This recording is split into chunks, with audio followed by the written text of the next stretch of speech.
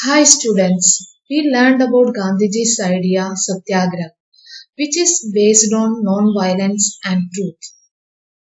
When Gandhiji felt the movement was turning violent in many places, he called off the non-cooperation movement.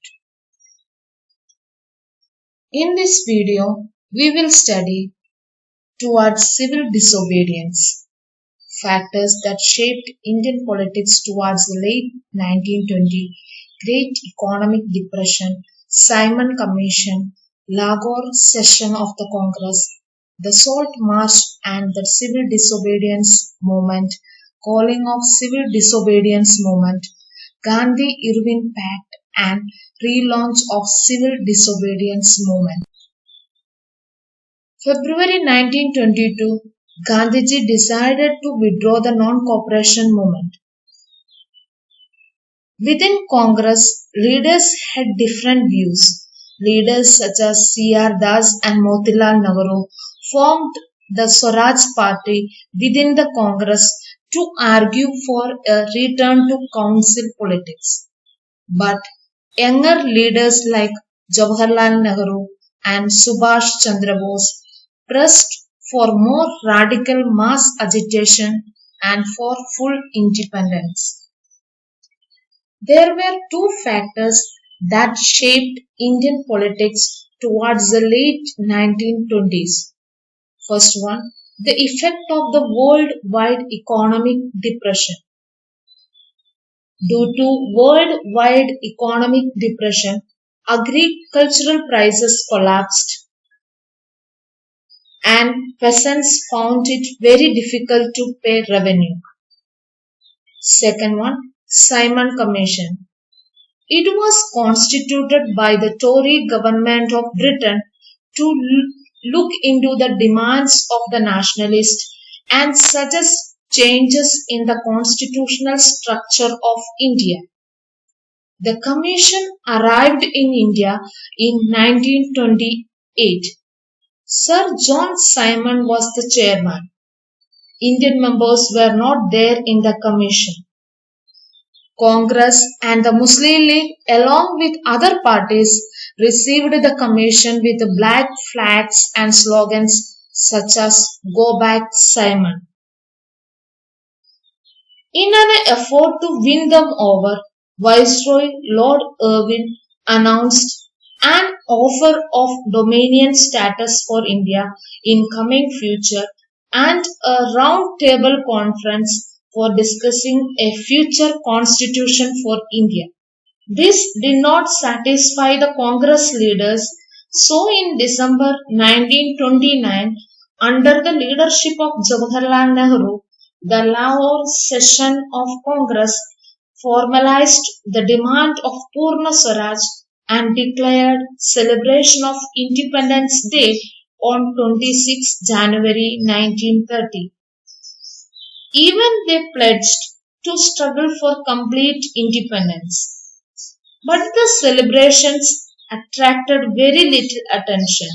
So Gandhiji had to find a way to relate this abstract idea of freedom to more concrete issues of everyday life. Gandhiji chose salt as the medium that could unite the nation as it is consumed by all the sections of the society. 31st January 1930, Gandhiji sent a letter to Viceroy Irwin stating 11 demands. The most important of the demands was the abolition of salt tax. The government was asked to accept the demands by 11th March, failing which a civil disobedience movement would be started.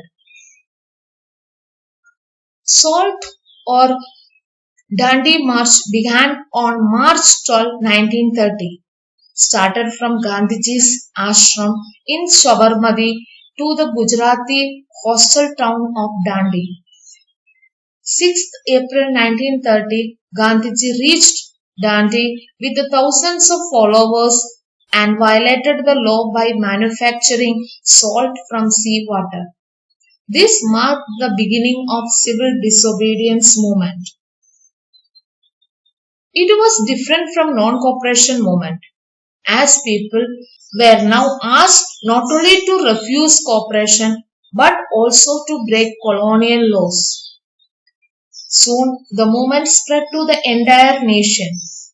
Colonial laws were violated, salt was manufactured in numerous places, peasants refused to pay revenue and chowkidari taxes.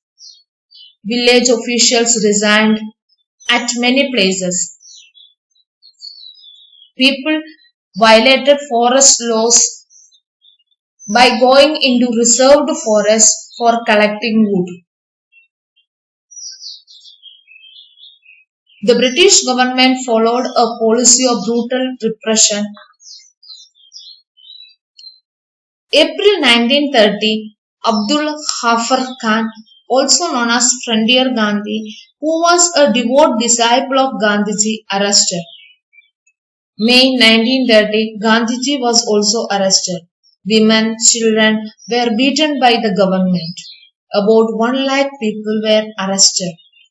In such a situation, Gandhiji called off the movement and entered into a pact with Viceroy Lord Irwin. By Gandhi-Irwin Pact, Gandhiji consented to participate in the second Round Table Conference and the government agreed to release the political prisoners. December 1931, Gandhiji went to London for the second Round Table Conference, but the negotiations at Round Table Conference broke down and Gandhiji returned to India. By this time, in India, the government had begun a new cycle of repression. Congress leaders were arrested and Congress had been declared illegal and a lot of measures had been imposed to prevent meetings, demonstrations and boycotts.